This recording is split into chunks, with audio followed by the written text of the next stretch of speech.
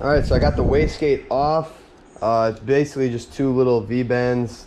There's the fire ring. So that's the gap. I couldn't get it through here, so I had to put it down on the frame rail and lift it up in between the radiator. But here is the tile. Ignore the pink. This was just the one that came with the intercooler piping and whatnot. But so now I'm basically taking out the screws so I can pop my new 16-pound springs in. So this is yellow and blue, which is 16.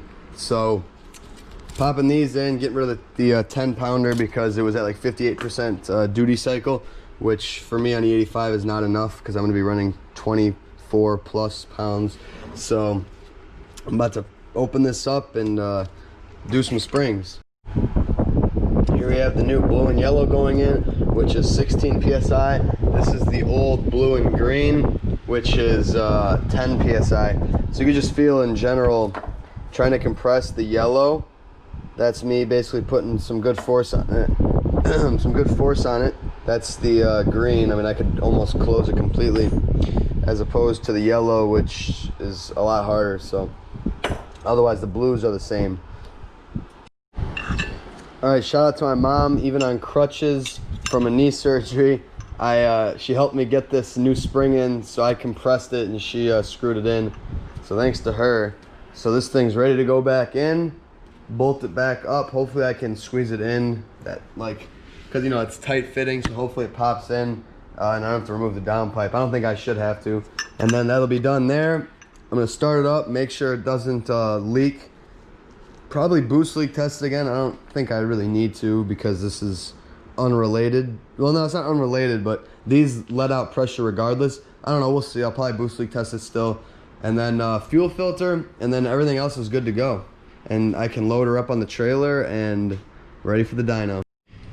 Try to do one simple job and something's always got to go horribly wrong. So I was putting the wastegate on and I dropped the nut for the clamp and it absolutely vanished into I don't know what realm, but it is gone. I have been under this car for an hour and a half digging my hand into the subframe, cannot find it. It fell on top of the subframe next to like the idler arm. I tried to grab it, pushed it, and it is just gone. I mean, I have looked throughout the entire engine bay, the floor, it is disappeared. I have not been this mad and frustrated working on a car ever. I don't think nothing has topped how pissed off I am. I was just trying to load this thing up on the trailer before it rained, and now here we have rain. A simple freaking job. And now I gotta run to Zach's house. It's gonna be a damn near hour-long round trip to get a spare nut. Thank God he has one, because tomorrow's my dyno day. And we are back. So, grabbed the nut from Zach, and now I'm gonna lay a bunch of towels down over the subframe to avoid this happening again. And I'm gonna try this again. It's a little tricky getting the wastegate in there because you kind of gotta jam it because it's tight. But I think I'm able to get the clamp on the bottom. And once I tighten that, I think I can hit the top with a hammer and perfectly align it. Hoping that's the way I can do it so I don't have to unbolt it. I'll let you guys know how that goes. There's no easy way to set up this camera to see what I'm doing, so I'm not gonna do it. And I'm frustrated from before, so I'm just trying to work through this and finish. All right, so the wastegate's on and installed. I started it, no exhaust leaks, vacuum's all hooked up, and the new fuel filter is also on, no leaks, so she's ready to go. If the rain lets up, I might take it and do a couple like light street rips just to make sure it hits boost and will hold pressure or whatever, and then come back and make sure that, you know, the wastegate's not leaking once it's actually being used. The target PSI is now different, so when that wastegate opens, I think will be a different boost now. It'd probably be like 20-ish something. So I have to make sure if I do rip it, I let off right away so I don't blow it up the night of the dyno. So that's something I might do. Nothing really major there, but I'm gonna boost leak test it one last time, make sure there's nothing out of the ordinary. And then when it stops raining, if I don't do that drive, I'm gonna load her up and I'll see you guys tomorrow. All right, it's dyno day. About to head to sound. Car's all strapped up, loaded. I'm nervous every dyno day. I don't get nervous like that about car-related things, but dyno days make me very nervous. I always am worried about how the E34 will do. So, heading there now, gonna unload her, and hopefully I'll see you guys when she gets on the dyno. I can get some good clips. Alright, so basically I'm sitting here in the car. The car went on the dyno. He just did a couple like test hits on the 93, and turns out I actually have a 44 millimeter wastegate, whereas I thought I had a 38. So because of that, using the chart, I put only a 12-pound spring in it when it was supposed to be a 16-pound. For a 44 mil, there's like 3 springs that you use for 16. I only have 2 in there. So they're changing that right now, and then I'm hoping that it'll all be ready and he can get it over to E85. I really want this E85 tune done today. It's still early, it's only 11:30, so I don't think we'll run into any issues with time. I don't know if there's another tune scheduled after me or not, but that should be the only thing that needs to be done. So they're doing that now, and then hopefully she sees some hits. They're on lunch.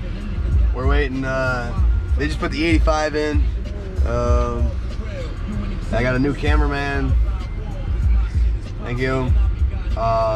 Yeah, patiently waiting. We're shooting for about 900 to 1500 horsepower. We got bets right now. Actually, you know what? Let me see this real quick. Everyone, place your bets in the comments below at what his horsepower and torque numbers is going to be. What do you say, Eustace? I'm saying 440 maximum. All right, what's the torque?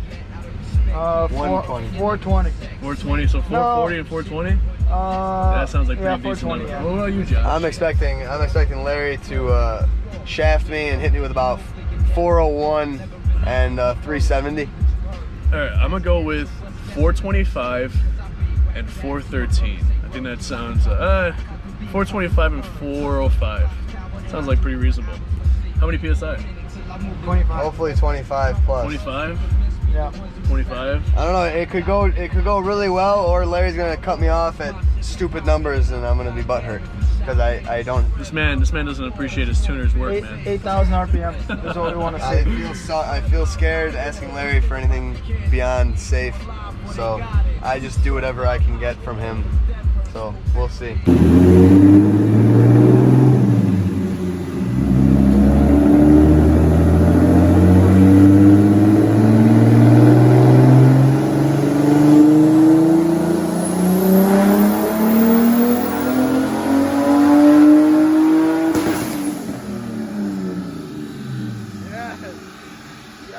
That's big, boys.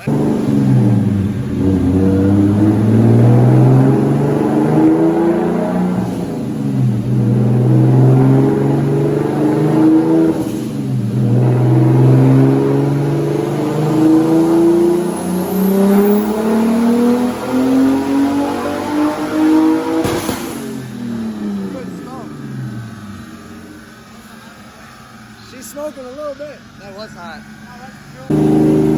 I think so he's just doing drivability now. Yeah. So we got the numbers and it's maxed out my turbo, but 420 wheel, 444 torque, which is actually kind of crazy. We were all expecting torque to be lower than horsepower, which I feel like it usually is. So 444 is gonna feel pretty wild. And again, that's on a Heartbreaker Mustang dyno. So on a dyno jet, that's over 500 horsepower. So I'm very happy with those numbers. I can't wait to drive it. I'm a little nervous to drive it. The whole day was just very nerve-wracking, but it worked out. So I'm gonna take it for some rips and I'll bring you guys along.